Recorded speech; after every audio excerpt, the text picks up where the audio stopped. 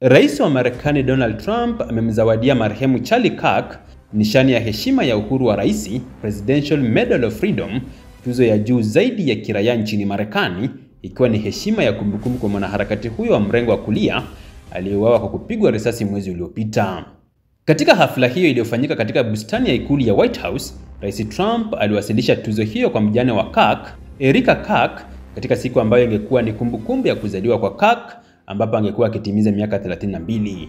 Tukio hilo lilihudhuriwa na mawaziri wengi wa serikali pamoja na wanasiasa waandamizi wa chama cha Republican. Leo tupo hapa kumheshimu na kumkumbuka shujaa wa uhuru, kiongozi kipenzi aliyewahamasisha vijana kwa njia ambayo sijawahi kushuhudia kabla, na mzalendo wa kweli wa Marekani, Trump alisema katika hotuba yake, akimtaja Kirk kama mfano wa kizazi kipya cha wapigania maadili ya kihafidhina. Trump alifichua kuwa aliahirisha shughuli zake za mazungumzo ya amani Mashariki ya Kati ili kurejea Washington kwa ajili ya tukio hilo, akisisitiza umuhimu wa kumbukumbu ya Kirk katika siasa za Marekani.